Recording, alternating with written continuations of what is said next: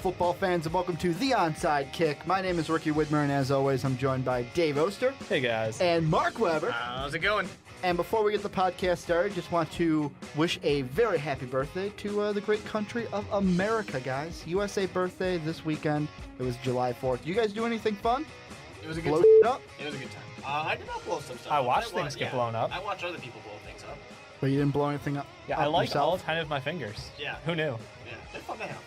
Well, one of the things that, and I'm going to put it over into this, that you need all 10 of your fingers to do, Dave, is catch a football. I don't know about that. There are some 9-fingered wide receivers. Or if you're a wide receiver for Brett Favre, you only need 10 of them, but they're bent. I'd say it doesn't matter if the fingers are even like attached at that point. You could like they're duct just tape falling them on. off. They're hanging by the limbs. I think you could do it just one-handed. If you're good enough. Well, Chris if you're Chris Carter Carter. proved it. Yeah. But enough, you'll do it. I say that because this week Hugh Jackson, offensive coordinator, new offensive coordinator for the Bengals. Not to be confused. Yeah, he's with not Hugh Wolverine. Jackman. Hugh. I'm sure he wishes he had the body though. Hugh Don't we all? Jackson said that. Jackson? Jackson. Jackson. Jackson. The point is that he said that Andy Dalton and A.J. Green are the best quarterback wide receiver tandem in the NFL. With a straight face. With a straight face, and you could tell. He continued making that point Well, later on. he said it on NFL radio, and the host even said, you know what, we're even doing this to kind of egg you on a little bit. And he's like, no, Andy Dalton, A.J. Green, best quarterback wide receiver tandem in the NFL today. You know, I'll give him one thing with that. Because one of those guys is making the other one look like a star. Yep. Who's making who? And it's not what we would commonly expect. Is it A.J. making Dalton look like a star? Exactly. Usually we expect the quarterback to throw to these no-name receivers, and they make them look great. A la Tom Brady, Drew Brees. Exactly. The entire career of Andy Dalton so far, as short as it really is, has been made because of A.J. Green. It's who true. Also has a short career. They're both young guys. Do you mind if I hit you up with some stats, guys? If you would like to. Okay, these guys came into the league together. They've been together for 3 years in Cincinnati. Here's 2011. Dalton had 3,398 yards, 20 touchdowns. Green, 1,000 of those receiving yards, 7 touchdowns. 2012, Dalton, around 3,600, just over, 27 touchdowns. Green had just over 1,300 yards, 11 touchdowns, and then last season, about 42, almost 100 yards for Dalton, 33 touchdowns, and then we had almost 1,500 yards for Green, 11 touchdowns. So he's been about a third of their offense, just in A.J. Green. It's pretty impressive. You know what that tells me? It tells me your team doesn't have a lot of other talent around you as far as offensive weapons. You know, you don't have that reliable number 2 and 3 wide receiver, nobody in the slot, you know.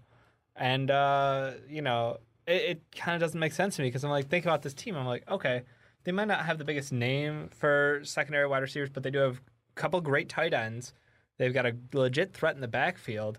So why is this such a big thing that A.J. Green last year got 180 targets, third in the league for wide receiver? That seems pretty ridiculous. And it's also nice, too, because we see, and this is the part of the thing where Andy Dalton kind of has a little bit of a fault in him, just that when you have this guy who's demanding so much respect out there in A.J. Green, because he obviously is, then you need to have a quarterback who can take advantage of that and go to the other people. I mean, that's not in the duo conversation that we're having, but that's kind of the reason why I say with Andy Dalton, you can't really call these guys the best duo, because if they really were the best duo, I think you would be getting a lot more production out of Andy Dalton's side of it, because Andy Dalton, to only get 60% extra beyond what you're throwing to AJ Green, it's just not enough. Well, I think the other thing is the fact that Andy Dalton's numbers aren't that high compared to these high octane offenses, like we have Drew Brees throwing for like 5,000 yards. Meanwhile, Dalton at 41, 42? Almost 43. Almost 43. So it was just shy and that was his of breakout 43. year. That was his last breakout. season, yeah. Yeah. But like just last season, some other ones that I'm looking up. Romo had 28 yards. Missed some games. Des Bryant just over 1,200. Yeah, and that was with Kyle Orton filling in for 2 games last year, I think. Yep. The nerd. Peyton Manning Yes. had 5,477 yards last season. Stupid numbers. Demaryius Thomas had almost 1,500 of those yards. And Eric Decker had almost 1,300. Again, and even their third-tier wide receiver was at, what, about 700? Yeah, 2. They had Julius Thomas and Wes Welker over 700. And one of those is a no-name tight end who just showed up. And then, I mean, last season you had, I'm throwing Carson Palmer out here, just almost got to 4,300. And Larry Fitzgerald didn't even have the most receiving yards. It was Michael Floyd that broke the 1,000-yard mark. It's kind of scary.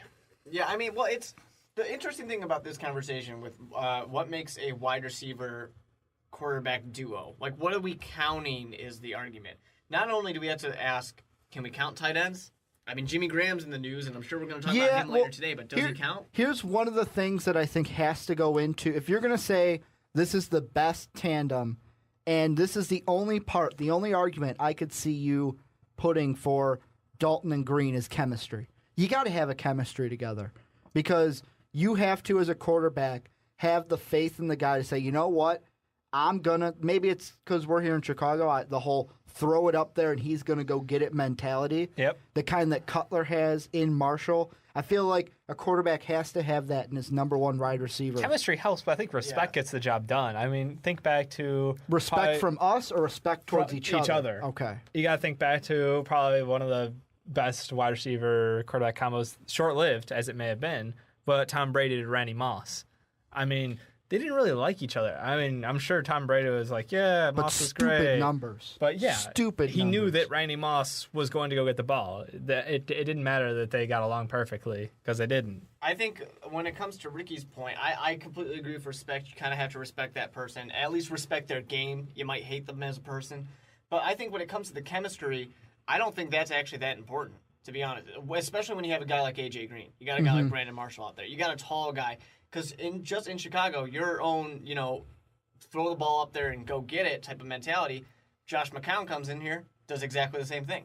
Yeah. You just need somebody who's tall. I don't think you need chemistry. And I mean, to go off of two more tandems that are right here in the NFC North where we are, you have Stafford throwing for just over 4,600 yards. Yo. And you have Calvin Johnson having almost 1,500 of those yards. That one is a strong contender. And then Aaron Rodgers, 2,500 yards thereabout. Jordy Nelson having just over 1,300 of those yards. But again, you got to remember, the injury. So Rodgers wasn't out there the entire year. Yet again, with the Packers, another thing that helps is when you have Eddie Lacy over 1,000-yard rusher. Well, Definitely. Yeah. But, I mean, the majority of Eddie Lacy's yards were coming with Aaron Rodgers out there. And then, like you said, with Jimmy Graham, Breeze had over 5,000 yards last season. 1,500 yards. Holy crap. Jimmy Graham having just over 1,200 yards and 16 touchdowns. Yeah. He's the biggest part of the reception. That's another thing that comes into how I'm saying the stats. To be one of the best quarterback wide receiver tandems, is it just about the yardage, or do you guys feel how many touchdowns do those two combine for? Well, I mean, I don't think you can do it with touchdowns too, because some people are not red zone threats. Yeah. Some wide receivers are not going to get a lot of touchdowns. They might get 3, they might get 4, but they're getting a ton of yards. And then you get, that big tight end out there. Just throw it to him, or maybe you got a bruiser as your running back, let him pound it up the middle. I was going to say, you got Pierre Garçon, who last year, fantastic year, only had 5 touchdowns. I mean, but then you say, Jimmy Graham's got 16. Pierre Garçon was the most targeted in the league. Even look at going back to Calvin Johnson and Matthew Stafford. 12 of Stafford's 29 touchdowns were to Calvin Johnson, to Megatron. Yeah. Yeah, I just think... For me, I wonder, when it comes to these duos, I think it's got to be fairly equal. But at the same time, it can't be a situation where Aaron Rodgers, for example, we want to talk about Aaron Rodgers, Jordy Nelson. A lot of people want to put them as number one. Mm-hmm. But to me, take Jordy Nelson out there, give him, third-round draft pick, whoever, it's still going to get done. They got Cobb, Aaron Rodgers, who was a draft pick a year ago. So. And a lot of people were considering him to be, just last year, maybe that's the best duo. Yeah. But, same thing with Tom Brady, with Peyton Manning, Drew Brees. I think these guys kind of almost eliminate themselves from the competition only because, they are the better statistic duo, but they're going to do it with anybody. I like the guys who is gonna. I mean, I got some hometown bias here, but I like a guy like Jay Cutler and Brandon Marshall. Take Brandon Marshall out here. What was Jay Cutler doing? Everybody wanted him to go. Yeah. They wanted to get rid of him. As soon as we get Brandon Marshall, everyone's saying, "Oh, okay, maybe." I Jay don't know. Cutler's There's not so bad. still a few people in there's always Chicago going that to want be Jay some. Cutler out Chicago, of I town. mean, Yeah, come there's on. going to be some. If you're not win, it's what have you done for me lately? But the and point- it's not win. But I agree with Mark. The point is he couldn't get things done without his best buddy here. He brings Yeah. in the chemistry piece Yeah. of Brandon Marshall, who people were ready to be done with because of his personality issues, and he goes off and he's like, triple coverage? Yeah, it's still going to Marshall. Sorry, guys. That's just what's going to And they happen. can get it done most of the time. What about? I'm going to throw this out there. I'm not saying that they're the best by any means, but it's a younger tandem. Well, it's younger from the wide receiver aspect. The quarterback's up there in years, but last year we saw Phillip Rivers and Keenan Allen.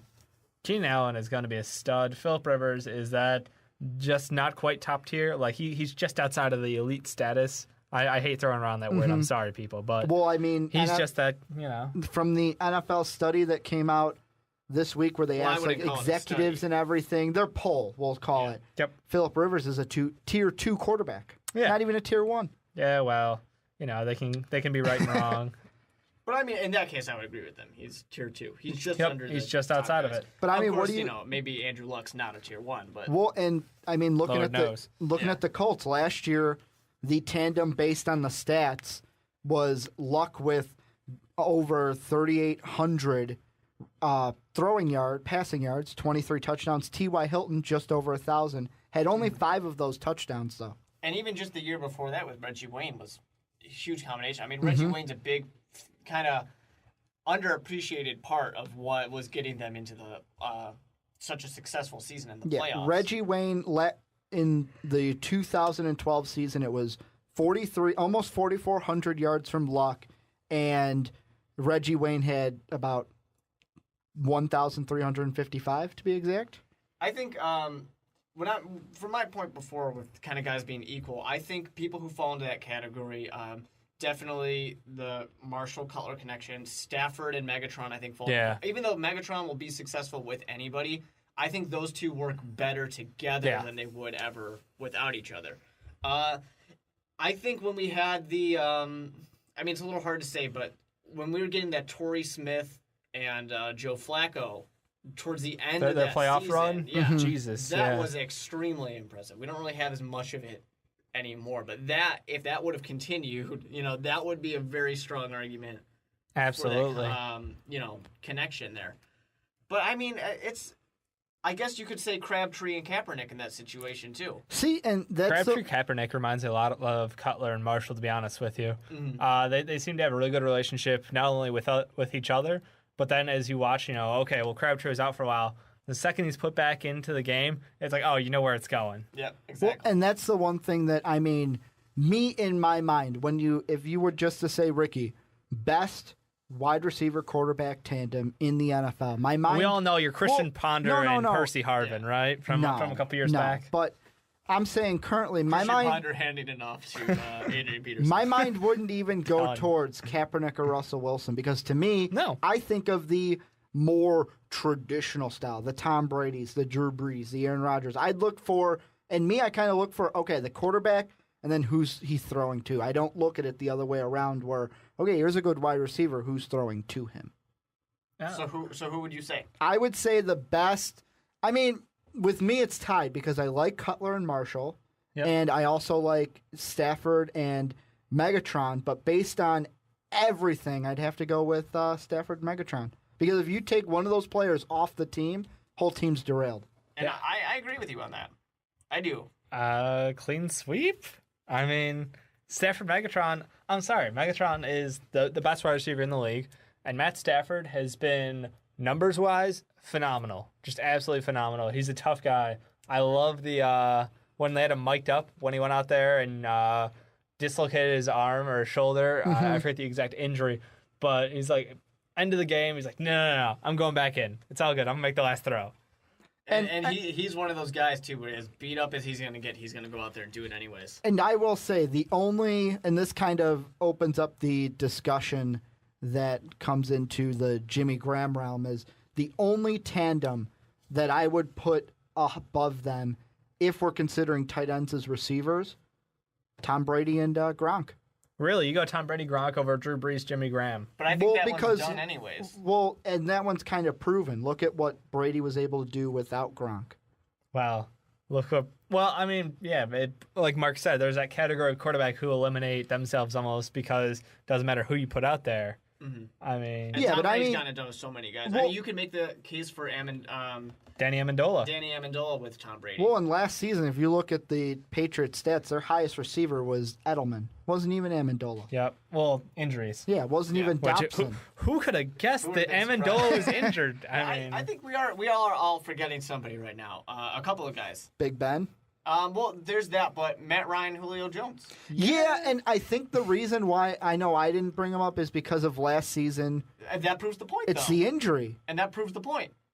You get one of those guys injured, and it's True. just, there goes the production. Yeah, but to be honest, they don't have a run game either. And they also didn't have A defense. White. But a lot of these teams, have had solid run games that we're mentioning. I mean, I was thinking It helps. we even brought up Big Ben last season. Big Ben and Antonio Brown, almost 4,300 yards for Big Ben, almost 1,500 for Antonio Brown, 8 touchdowns for Brown, 28 for Big Ben. No, they definitely have a pretty good connection. I think, honestly, they don't get publicity because Steelers way of football, everybody goes, It's not Smash flashy. Mouth. It's like, whatever. So, yeah, they just don't get the credit, maybe. And I mean, going back to what started this was the Dalton Green. I feel like with those two, I would put them in my top 5. They're not the best. I'd put them in my top 5 though, because of the fact of it's like we talked about last week when we did the wide receiver tandems. It's what do you have around you? Green's the only wide receiver. And I know, Dave, you want to bring up a guy who's in jail. I mean, Well, he's got No. he doesn't exist in the NFL. Oh, he does. Aaron Hernandez. He doesn't Yeah. exist. Yeah, well, he's gone now. But I was going to actually just mention the possibility of saying Riley Cooper and Foles and Nick Foles. Riley Cooper, no one expected anything out of this guy. Who Some would say that he's equal to Y.A. incredibly Tittle. racist. No, that's Cooper. That's Cooper, not Nick Foles. Well, yeah, that's what I'm talking Yeah. about. I was saying Nick Foles. No, Some would no. say that he's Some would equal say to that Peyton Nick Foles, Manning. Yeah, he's the same level as Peyton Manning. absolutely. But I mean, that's one of the situations where maybe Nick Foles made this guy look like a superstar, or maybe maybe Nick wants Foles is the in that chemistry, category of I'm he too good should to be- play with. he should be taking Andrew Luck out of the first tier. What? Yeah. quarterback. I got a Absolutely. question for you. Why did you say Foles and...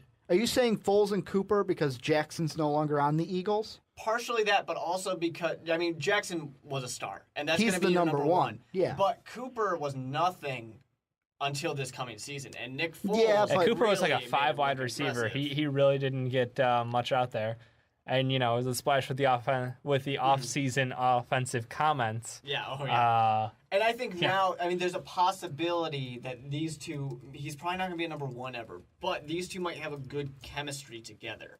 Mm-hmm. Because there are kind of like McCown and Jeffrey. definitely, but I was going to even say that there's some quarterbacks out there who are wide receivers out there who have that type of chemistry connection and have a good duo, but are never going to be one of the top guys. Just basically one of your reliable check down type of people. Well, I think Riley Cooper could be that. And the for Nick one, Foles. the one thing I think of, and this is kind of a little bit off the topic, but it's relating to it.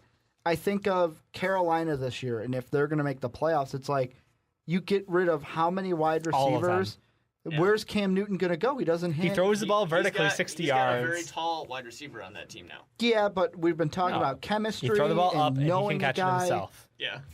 It's the self pass. It hasn't been done in a while, but come on, Favre started off his career doing We that. all expected Tim Tebow to do it, but Yeah. it never got done, so why not Cam Newton?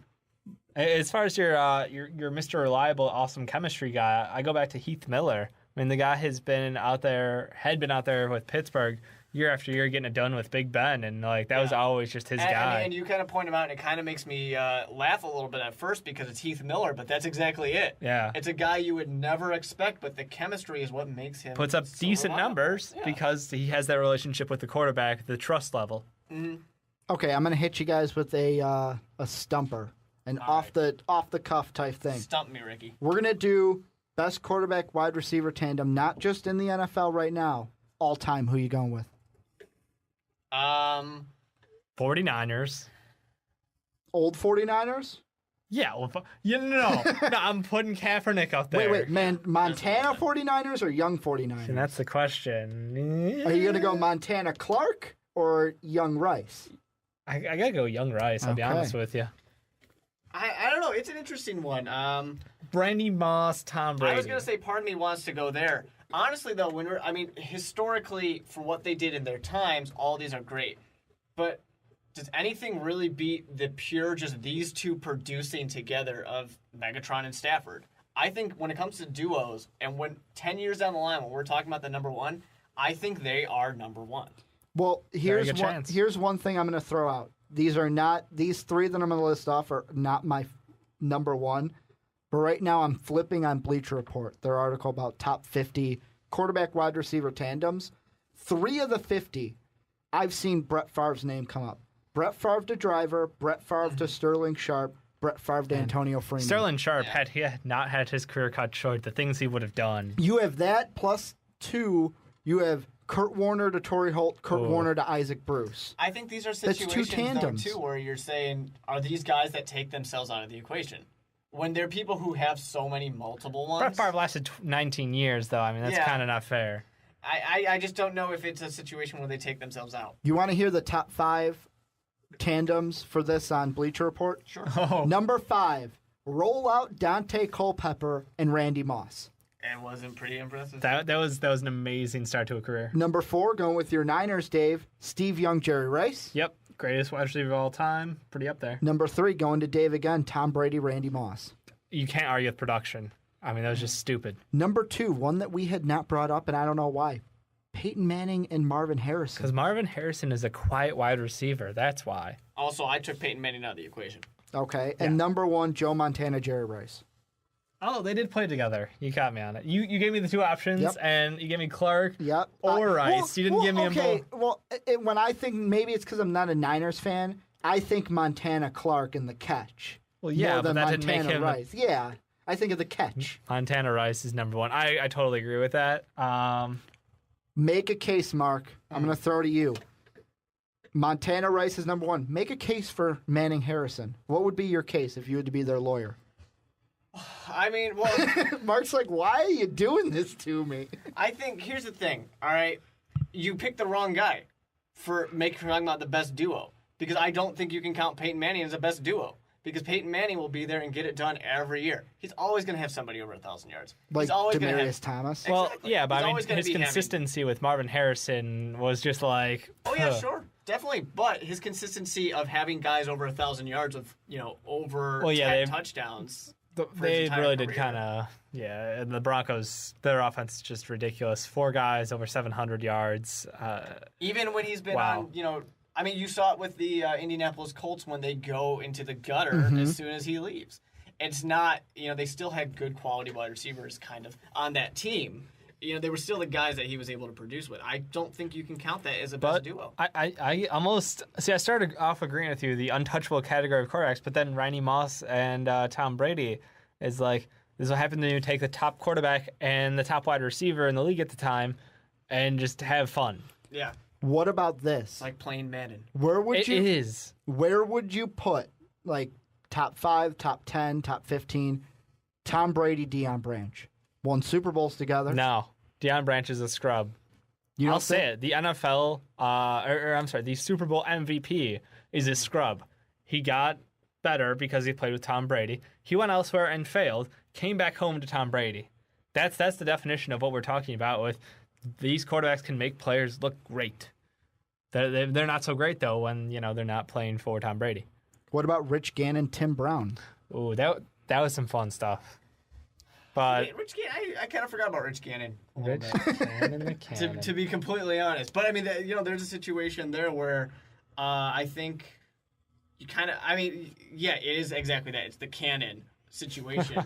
So, Cannon for Gannon? Don't you need somebody out there to be reliable to throw to with your cannon? Otherwise, you're just going to have Rex Grossman syndrome. I mean... Jerry Rice was on that team. Don't forget.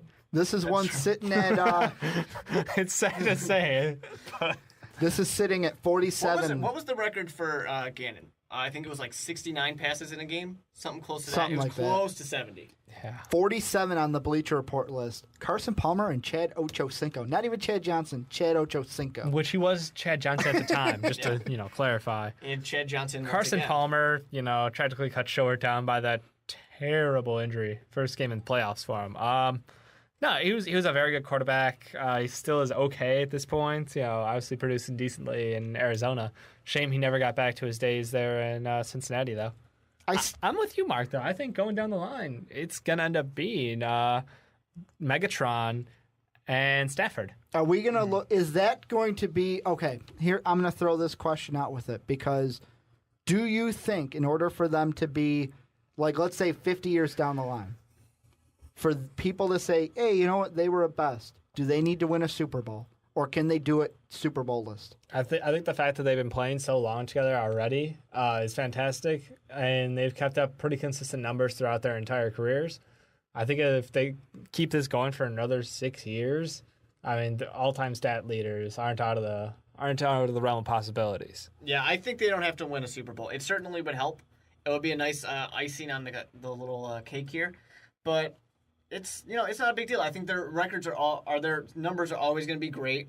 They're going to have some records there as well, and people will always remember that these were just such a dominant force. Those two had that type of chemistry. They just didn't have the team around them. Quick, Ricky, name a wide receiver on Seattle who caught a touchdown pass, not Percy Harvin. Someone curse. Yeah, Someone curse. Super Bowl championships nothing to do with actual production. Like, the only thing that I'm looking at yet again, this list, and the 5 with Culpepper Moss and then 6 with Marino Clayton, no Super Bowls. Yeah, well, and that's 5 and 6. Dan Marino's always the go-to argument on if you're talking about something with not Super Bowls. Where my rings at? Yeah, exactly. No, and Culpepper and Moss. I mean, you gotta remember that third piece right there was Chris Carter. That offense was amazing. I think we really got lucky in this generation. We got the most offensive, most exciting version of the NFL that had ever been up to this point. We started off early with between Favre. There's one that I just thought of that we missed. Let's hear it. Troy Aikman and Michael Irvin. Yeah, well, they never had the flashy numbers. That was the thing. That was a whole team offense. I mean, they had a stud at running back, and I'm trying to think. The whole team was just phenomenal, like top to bottom. Throw for John the last 3 years. Throw John Elway out there. Who would be his main wide receiver? But, I mean, I can't think of it. I mean, he obviously has his main wide receiver, and Broncos fans are yelling at us right now. Yeah. But like for me, John Elway is a guy who kind of gets it done with whoever, and Peyton he kind of Manning. get it done himself. He was one of those earlier type of guys who Shannon used his Sharp? legs. Maybe. Well, that was later, right? I'm trying Elway to and think. Shannon Sharp. That sounds familiar. I swear they started off together. Shannon Sharp ended his career with the Ravens, but I thought he started on the Broncos. I'm gonna put up Shannon Sharp, but I mean, find out. another one while I'm looking this up is, I'm just thinking Kurt Warner, Larry Fitzgerald. Kurt Warner later in his career, that was in the top 50 list. I was at a bar and grill the other day, and they were playing that Super Bowl. And Were they? It made me sad because I I hate really that wanted Super the Bowl. Cardinals to win. I hated that They Super Bowl. shouldn't have lost it. That penalty right before halftime. non-existent It penalty. should have been a penalty. That's what Oh, I'm we saying. can complain about that one, but not the, Did you- not this 2 years ago. Did you know with Shannon pass Sharp was interference. born right here in Chicago? No, I did not. He was born in Chicago, 1968. But he played for the Broncos from all through the 90s. Told you. Then the Ravens for 2000, 2001, then back to Denver for 2 years to end his career. Yep. See, don't doubt me. Dave knows what Give me a little credit here. But I mean, really, we've had some ridiculous quarterback wide receiver combos, tons of offense in this past 2 decades. Wow, it seems. And it's only getting better every year. Well, let's just wait till we bubble wrap our quarterbacks. We've got Nick Foles on and there. draw a line. And that's true. We've got the savior of the NFL, Nick Foles, It's true.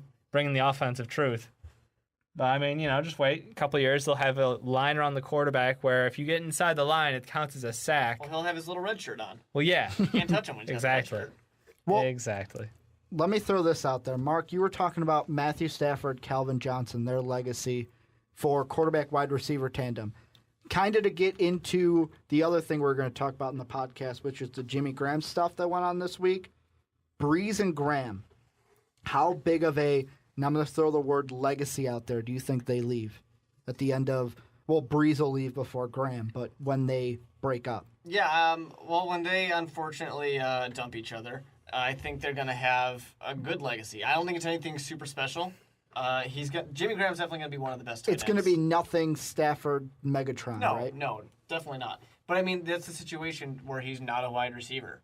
In that situation, or is he? But he's not a wide receiver. Is he? So he's not, even though he is about 20 to 25% of the receptions on that team and yardage on that team, but and it's just a tough situation where you're going to think of, Marquise Colston instead, because he's the wide receiver. You're not really going to think of the tight end. The tight end's kind of the backup of just, hey, we're in here. Let's get some yards. Let's lob it up to the corner of the end zone because that's what Jimmy Graham did. Or let's just get that mismatch because he's on a outside linebacker right now. Well, and Dave, I'm gonna throw you this question: should Graham be a wide receiver? Yeah, why not? I mean, the tight end position really has evolved from someone who's going to be a down lineman blocking, who can go out for a pass, to now it's you're going to line up wide, you're going to line up inside, you're going to be in the slot, doesn't matter. You're going to go out for a pass. Bonus points if you can pretend to block for about 3 seconds tops, maybe on the occasional down. The whole position has evolved. We're seeing it more and more across the league. You're seeing less blocking tight ends. It's kind of similar, Mark. You were talking earlier, maybe fullback. The position's kind of disappearing. It's slipping away. Definitely. I mean, it's almost a backyard football kind of thing where nobody really has a position. It's just kind of, all right, you're going to go this way, you're going to do that, and I'm going to throw it to one of you guys. Pass first league, that's what I think of. But, I mean, for me, definitely fullback's kind of useless. Tight end's getting there at this point. We're just basically finding people who played basketball in college and saying, hey, you want to play some football? Yeah, there's way better chance. Hey, you're big, tall. Maybe you won't go in the first round of the NBA draft, which means you probably have a very, very, very low chance of succeeding. You come play in the NFL, somebody's going to pick you up because you're 6'8", and 250. Just because of that, it doesn't matter what kind of hands. Just learn how to catch a football. Yeah, can't be that hard, can it? Last season, Graham was 15th, and this is receiving yardage. He was 15th out of all receivers, top out of tight ends. The next tight end down from him was Jordan Cameron, 30th on the ranking. I think the issue here is Jimmy Graham could be a number one wide receiver on a team. Yeah, absolutely. And I think the unfortunate thing is he declares himself as a tight end. He did it on Twitter. He goes to tight end meetings. He talks to the tight end coach. That's who he reports to. Mm-hmm. He is a tight end. Yeah. And unfortunately, the tight end position exists. And unless you go and decide you're going to reclassify yourself as a wide receiver, I don't even know how that process will go. This is what I think. This is what I think tight ends are kind of like. Dave, you said blocking, like question mark. Yeah. Do we do that anymore? The thing I see about Graham is why I wouldn't consider him a number one wide receiver is because, yeah, he's big, but I would not assume that he is quicker than a actual wide receiver. He's the type of guy that I would want, even if it's lined up as a wide receiver in the slot. Hey, yeah, I want you to do a fly route, but I don't want you on the outside. I want you down the middle. Yeah, because that's where you're going to do the most damage is down the middle. Vernon Davis over the style. field. Yeah. I mean, that with that big body. But can a number one wide receiver not line up in the slot? Yeah, I would have him on the outside. They can, and they do quite often, actually, especially in today's NFL. Today's NFL is all about mismatches. Yep. That is the game. So why can't Jimmy Graham, who is the ultimate mismatch? There's literally nobody on a single defense that can stop him. And that game of cat and mouse versus the number one corner, I don't want to go up against Revis. We'll line up our number one in the slot. Revis can't play slot, so... Let's put it this way. I'm going to put a scenario out there. Let's say NFC Championship game, take Crabtree out, put Vernon Davis in. Does Sherman make that play? He might. I mean, it's tough because is Kaepernick going to get sacked because it's going to take longer for Vernon Davis to get into the end zone? Or let's say it's Drew Brees and the Saints, Jimmy Graham versus Richard Sherman. Who's going to win? Is it going to be Graham every time? It depends on the situation. Is it a jump? Is it a jump ball? Jimmy Graham. Same thing, corner of the end zone. As long as Jimmy Graham can get out there without being hit, because Saints offensive line something to be impressive, then he's going to win against Richard Sherman. And that's another thing, and you say if he can get hit. The thing about Jimmy Graham, if you line up on the outside, can you handle the little rough and tough? Oh, no, I'm saying if Drew Brees gets hit. Oh, okay. I thought you were talking about Drew Jimmy Brees, Graham. It's going to take more than, 2 seconds for this guy to get out into the end zone. It's an interesting situation. If you have these really big, slower guys on the end, but you have a really good offensive line, I guarantee you're going to have a good offense. Just think about the way wide receivers now starting to evolve. Let's go get the biggest possible guy. Mm-hmm. We've got 6'4", 6'3", 6'3" as far as the Bears go. And our tight end is a giant again. So it's like, aren't we already trying to make our wide receivers into just skinnier tight ends? And I think we kind of see some of the we don't have hard-hitting safeties anymore. That's because it's been outlawed. Yeah, but we have taller safeties now and taller corners. That's what we're kind of going for. So a guy like Jimmy Graham right now, I think he's ahead of the curve. I really wouldn't be surprised if 10 years down the line, tight end position is not really a position. Yeah. It might only be in name. You just do what the Bears do and go grab a 6th offensive lineman. Hey, we can't cover our quarterback. Can't keep him upright. Go grab a 6th offensive lineman, put him out on the field, take away one less person to throw to. That way you're guaranteed. I mean, yeah, it doesn't allow you to fake the threat of having somebody who's going to go out and catch pass. See, and I'm gonna do the comparison. I was gonna do it for both Marshall and Jeffrey, but I'm just gonna do Graham to Marshall. Jimmy Graham has about 3 inches on Brandon Marshall and about 35 pounds. That's the difference between Marshall to Graham. Yeah. And I mean, there's a speed difference. Oh, that's the biggest part. And I feel like, if Jimmy Graham, if you were going to say, okay, we're going to play you at the wide receiver position, do you think he could do it at 6'7", 265, or would he have to I think he'd slim down. But does he have to? Can we just change the playbook? Can we use the Broncos playbook? Just dink and dunk. Work your way right up. There's only a few defenses out there that you really need to go vertical for. I'm gonna see where I'm gonna see where Julius Thomas is at, because that's the tight end for the Broncos. Yeah. 6'5", 250. Mm-hmm. And that's compared. Read Jimmy Graham's 6'7", 265. So definitely a little bigger, obviously, but I still a little taller too. I still don't see why you can't just modify the playbook. You can. And that just comes down to your offensive coordinator's creativity. You might have the right pieces, but he just doesn't see it, which has been a problem for a lot of teams, actually. I know you can get frustrated with that. It's like, oh, this guy would be awesome if only we had a different system. Kind of like Chris Johnson was like, yeah, he's a fantastic 2,000-yard rusher, and then they decided, you know what's a good idea? Let's rush Chris Johnson up the middle, play after play. Let's see how that works out for him. Now, one thing with this whole arbitrator's his ruling is I wonder now, can I line a slot receiver up on the line? Can I put him in the tight end position now? I don't know why I would want to do it, but can I? I guess you could. Because according to his, little ruling, lining up in the slot is not enough to be a wide receiver. You got to be out wide for the majority of your time. So why can't I put? I say so. Wes Welker is a tight end now. Can I put exactly? Can I just put him into the tight end spot? Because he's not out wide anyways. I think right now what we have in something like this kind of creates issues just of all these positions kind of melding together. Mm-hmm. Yeah. And we remember Peyton Hillis before he fell off the face of the earth. He was a fullback.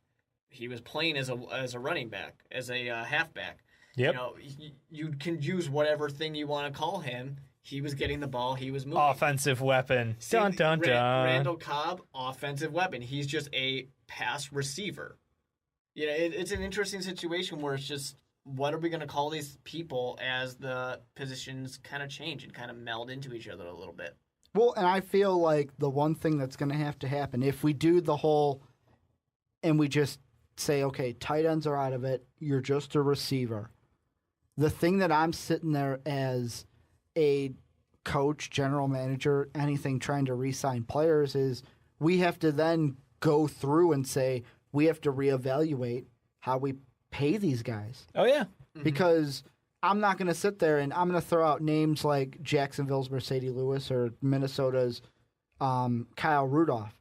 They come into the office, if they say, hey, I want this much money because I'm a receiver, I say, you know what, go F yourself, get out the door. I'd rather go pick up a number 4 wide receiver than play you. Yeah. Which some teams, maybe that gives you more flexibility. You could run with 3 tight ends out there for all I care. I'm sure somebody's going to find a way to make it work. And what would that Yeah. what would that do for fantasy if you had take the tight end slot and just make it in our wide receiver slot? You can do that. I'd be fine with that, yeah. Yeah, I mean, you can set up your league however you want.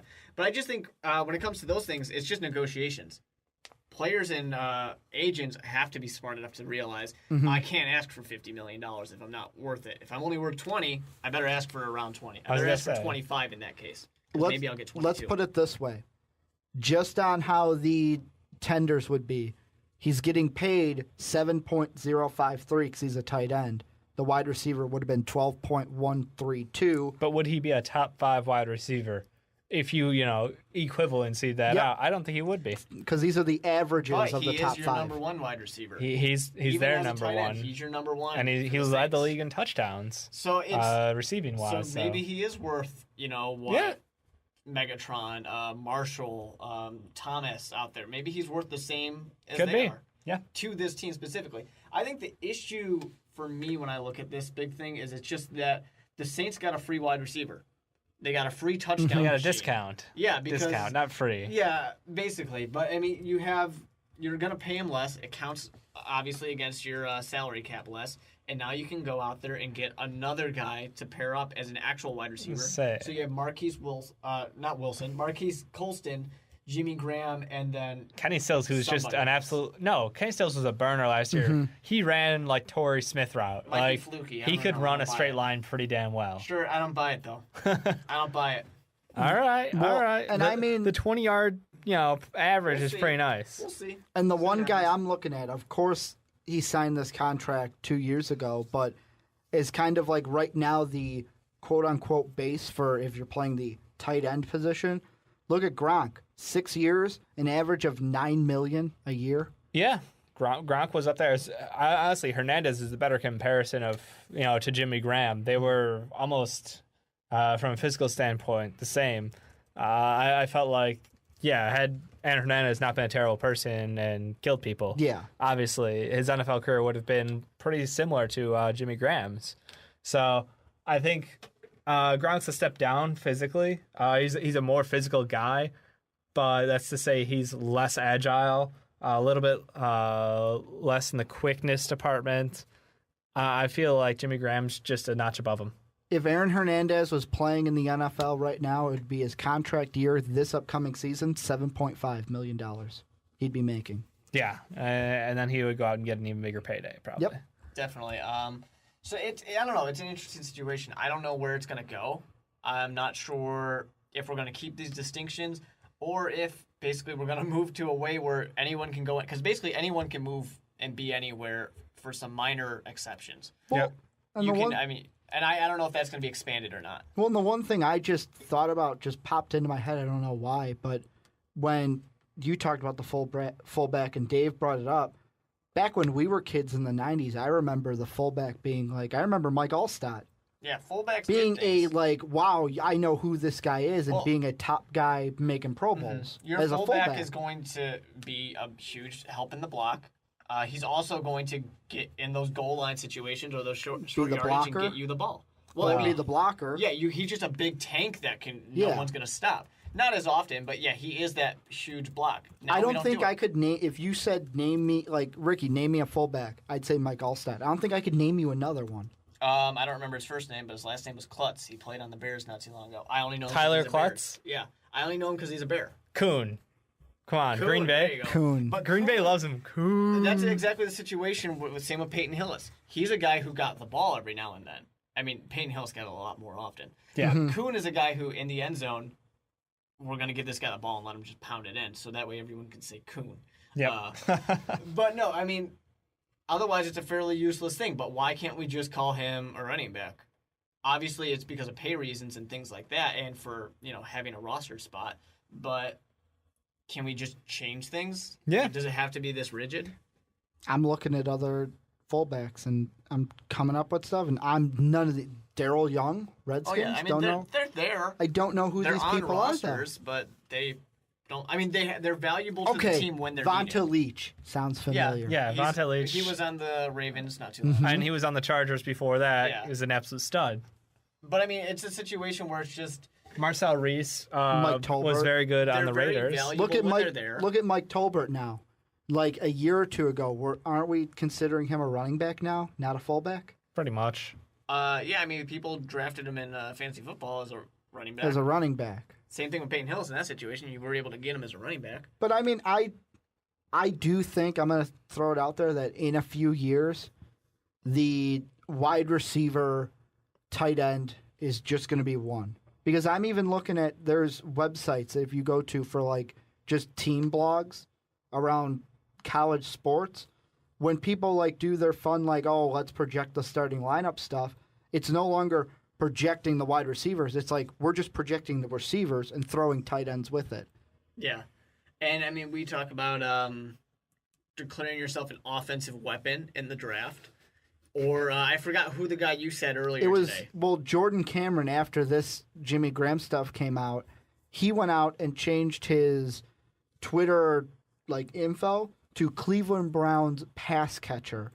And Darren Ravel of ESPN called him out on it, and he said, I thought no one would notice the minor change, but thanks, Darren, for calling me out. I'm interested now for the next CBA agreement. Was there really a big enough, like, the fact when they said, oh, well, it's in his Twitter bio, I was like, really? Is that Twitter? proof? Oh, Really?